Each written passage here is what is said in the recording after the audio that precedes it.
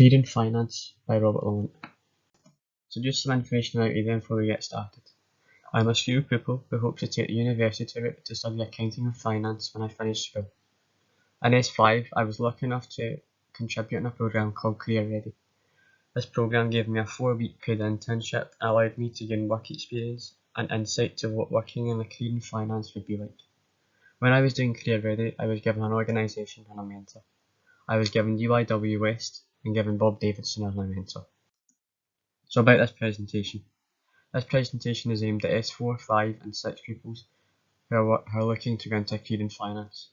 This presentation will hopefully outline the different options available and discuss the different pathways you can take.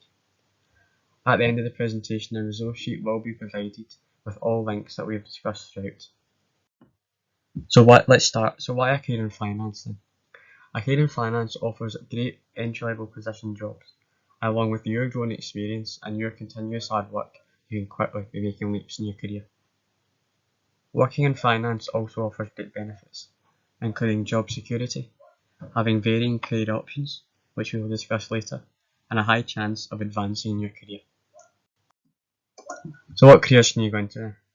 When you have a finance-related degree, you can go into many jobs and it opens up many opportunities. Some of these are listed below but are not limited to these specifically. Some may include a budget analyst or even a business teacher. So where do you start looking? When you leave school, hopefully you have an idea of what you want to do, but you might not know how to get there or the options that are available to you. Options that are available can be university, going to college, doing a school leaver programme, or an apprenticeship. However, if you would rather start work when you're in school, a foundation apprenticeship can be chosen. By knowing what you want to do and what path you're going to take, it means you can start early and get ahead of the competition. If you choose to go down the conventional university route, there are again a couple of things you must get your head around. When applying to university, you will have to go through an application process, and for this there will be a deadline. This is done through a website called UCAS. This website will take you through your application process, highlight the different universities that are available, and hopefully make you find the right course. UCAS also contains a list of short videos that will give you great hints and tips and help you to succeed. So a bit on UCAS itself. UCAS is usually done in your S6 year at school. This is when your process should begin. When starting, you will become more familiar with the website, but it is rather easy to use. As part of your UCAS application, a big part of this is your personal statement. This is a written piece of work that will include your ambitions and interests. This can include up to 4,000 characters, or equivalent of 47 lines of text. More information can be found at the following website. So get a response to university then. When you do your UCAS application, you will usually start this in September and will be sent away before the 15th of January. However, a response may not return until March. When a university decides on your application process, they have 3 options: to give you an unconditional offer, give you a conditional offer, or unfortunately give you a rejected application. So what happens if you're successful? If you are successful, it means you've either gained a conditional or unconditional offer. If it is conditional, you should make sure you meet the extra entry requirements the university has stated for you. These can either be academically or otherwise. If you have received an unconditional offer, it means you have a confirmed place on your course if you have chosen to accept it. Now you can start thinking about your accommodation. Are you going to stay at home or are you going to move away? Whether you decide to move away or stay at home, you'll need a way of financing your whole degree. To do this, you can apply for a student loan at the following website. And if you live in Scotland, you are lucky enough that your university tuition fees are usually paid for you. So other options you have available then. Although university is an option and probably the most famous, many options are out there. If you would rather go straight into a work position, you can do a school leaver programme. These programmes get you a professional qualification without actually going to university, although these can be just as challenging as you are usually working and studying at the same time. If you are interested in a school leaver programme, many accounting firms will offer these, including the Big Four. The Big Four accounting firms are PwC, EY, Deloitte and KPMG. Although these are accounting firms, lots of these programmes will be finance focused. So going to college. As well as a school leaver programme, you can go to college. Going to college offers a great insight to a career in finance, and college can suit people more. Studying at college can have many more benefits than going to university, as going to college will mean your class sizes are smaller and can increase your individual study support.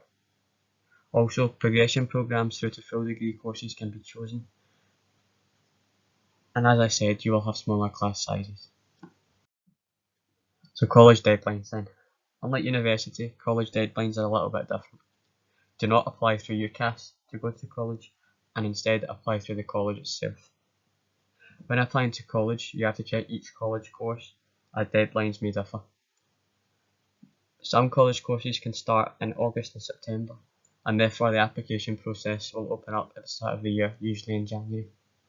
However, when going to college, there is also a January intake. This will mean that the application process may open up the previous August for starting in that January. So choosing to start studying at school. If none of these discussed so far interest you, there is also a foundation apprenticeship. This is an option that can be chosen when you're done at school. This will be completed along with your National 5 or higher, and in this case you will spend some of your week with an employer and some in a workplace. This is usually done over 2 years, starting in S5 and continuing into S6. If you'd like to know a little bit more information about apprenticeships or foundation apprenticeships, it can be found at the following website. So improving your CV. Any of the pathways we have discussed today, you'll need a strong CV. This strong CV should include a strong personal statement, but should also be constructed properly with any of your previous part-time jobs, any internships you have done, or any volunteering work you have contributed in. Volunteering work is a great way to show your employer you are committed, as you are usually working, but volunteering is usually done without pay. To learn more about constructing your CV and what to include, information can be found at the following website. So just a quick overview then. Whatever path you choose to get to a career in finance, it all starts in school. You must get the grades first and then decide, is a part-time job the best option? Would you rather do an internship, or would you rather do some volunteering work? No matter what you choose, it is all essential for your CV and your future career. So just some more about my experience and some hints and tips I would give it. Before going into career in finance, I would do your research. I would suggest that if you're not 100% sure, you should have a meeting with your career advisor, as they will be able to clear anything up that you're unsure about. Other points I would suggest would be get involved in anything that is related to your career.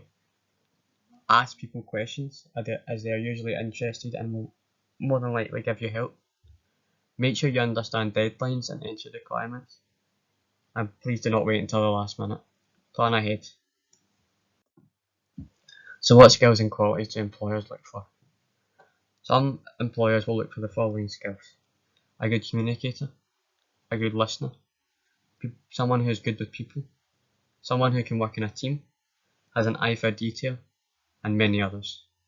Others that are not listed may include the willingness to work and have great determination. As I said at the start of this presentation, this is now a resource sheet. This contains all the links that we have discussed throughout, and actually may contain more than we have discussed. I hope you have found this presentation informative, and I'd be more than happy to take any questions you may have. Thank you.